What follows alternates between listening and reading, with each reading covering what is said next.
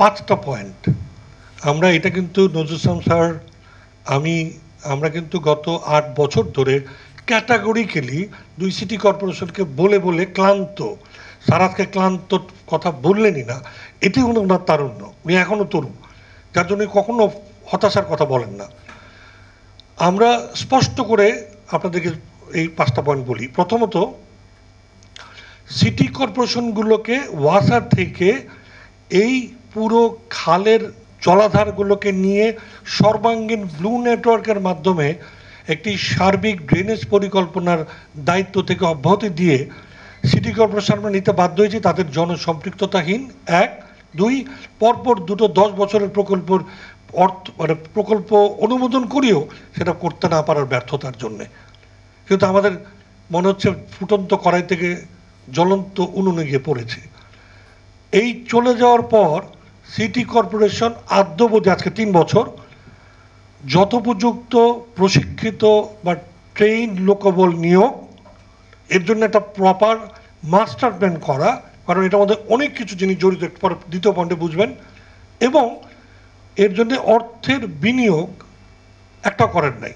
আবার সরকারও তাদেরকে দায়িত্বটা দিলেন, সেই জন্য উপযুক্ত লোক অ্যাডক ভিত্তিতে হোক বা অন্য কোনোভাবে হোক সেখানে দেয়া, যেটা ওয়াটার ডেভেলপমেন্ট বোর্ডে আছে বা অন্যান্য জায়গায় আছে, সেটাও দিলেন না, আলাদা কোনো ফান্ডও দিলেন না। তাহলে করবে কী করে? এটা হচ্ছে 1। 2, অবশ্যই কঠিন এবং তরল বর্জ্য ব্যবস্থাপনাকে আলাদা করে দেখে জলাবদ্ধ থেকে বাঁচার কোনো সুযোগ নেই। পলিথিনের অবারিত ব্যবহার এবং বড় বড় কর্পোরেট হাউস থেকে পলিথিনের সমস্ত প্যাকেজিং হবে, ওই পিইটি বোতলের প্যাকেজিং হবে, একটা মুদি দোকানের ছবি তুললে 80% সেই সব জিনিসপত্র থাকবে। আর আপনি ভাববেন আমার ড্রেনেজ ব্যবস্থা কি করে কোথায় যায়? সিটি কর্পোরেশন ঘোষণা করে বলছে 40% বর্জ্য সে কালেক্ট করতে পারে না। এটা কোথায় যায়? সসার ড্রেন, সারফেস ড্রেন, তারপরে স্টর্ম ড্রেন, খাল, জলাধার, অ্যান্ড দেন আমার পুরোটাই বক্স কালভার্ট করে সেটা চোখের আড়াল হলে পরে সেই পীড়িতের বসত থাকে না, ওই পীড়িতে এখন আমার পীড়িতি অবস্থার আছে। এটা হচ্ছে দ্বিতীয় একটি বিষয়। তৃতীয় যে বিষয় অবশ্যই মনে রাখতে হবে, এটি একটি সমন্বিত কর্মধারা। এখন জন্ম সনদ দিয়ে খোলো বিকাশ স্টুডেন্ট অ্যাকাউন্ট, নিজের বিকাশ নিজে কর। অর্থাৎ ওয়াসা যদি পয় নিষ্কাশন ব্যবস্থা না করে নিশ্চিন্তে মাত্র 13% তার কাভারেজ এরিয়া বানিয়ে বাদ বাকি সমস্ত মলমূত্র এই খালের মধ্যে ফেলে দেয়, সেই খাল জনগণ ময়লা ফেলবে না তো কী করবে? কারণ যে স্টিংকি গন্ধ, প্রতিগন্ধময় কালো পানির ধারা, সেইটাকে খাল হিসেবে দেখতে পারিই না। চতুর্থত, অবশ্যই মনে রাখতে হবে যে ডিস্ট্রাকশন ইতিমধ্যে করা হয়েছে, কালভার্ট করে, ক্রস ড্যাম করে, রাস্তা করে, সেগুলো উদ্ধার করার ক্ষেত্রে পলিটিক্যাল দৃঢ়তা লাগবে। আমি তো দেখিয়ে বলেছি, প্রয়োজন রাজনৈতিক দৃঢ়তায় মাত্র 850 দখলদার। এই 850 দখলদার হাত থেকে আমরা এই ছিন্ন ভিন্ন করে নিয়ে আসতে পারবো না এই অবৈধ দখল। আর সেই সঙ্গে রয়েছে কতগুলো নতুন সংযোজন জমি অধিগ্রহণ, অল্প কিছু জমি অধিগ্রহণ। যদি সকল 2.25 কোটি মানুষ বাঁচাতে হয়, প্রয়োজনে অধিগ্রহণ করে একটা কানেক্টিভিটিটা তৈরি করেন।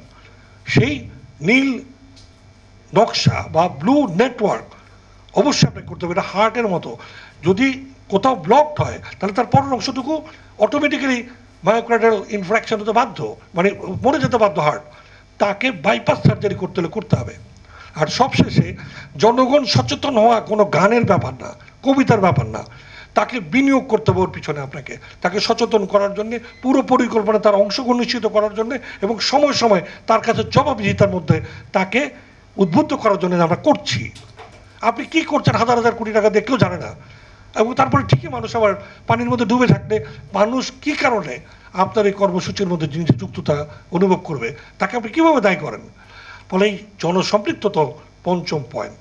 আপনার প্রত্যের উত্তরে এটিও বলতে পারি, আমরা যে প্রকল্পটা দেখালাম এটি একটি অংশ মাত্র। আপনি বলতে পারেন তাহলে এটা দেখালেন কেন? করার আর তো কোনো উপায় নাই, পুরোটা আমি করতে পারছি না। হাতির এখন আপনি বলতেন আর করছেন কেন? তাহলে কেন নজরুল ইসলাম স্যাররা হঠাৎ করে গিয়ে হাতির ঝিলে দাঁড়িয়ে গেল? দাঁড়িয়েছিল বলে আজকে হাতির ঝিল তৈরি হয়েছে, দাঁড়িয়ে থাকছে বলে, প্রস্তাব করছে বলে, এরকম প্রকল্প করছে বলেই আজকে একটা একটা করে এই নতুন জিনিসগুলো তৈরি হচ্ছে। হয়তো একদিন আমরা হয়তো থাকবো না, স্যার থাকবে না, এরপর আমি থাকবো না, সালমাপা থাকবে না, কিন্তু কেউ না কেউ আমাদেরকে দায়ী করার আগে বলবে না, কেউ না কোথাও চেষ্টা করেছিল টুকরো টুকরো করে হলেও জিনিসটাকে চোখের সামনে ফুটিয়ে তোলা।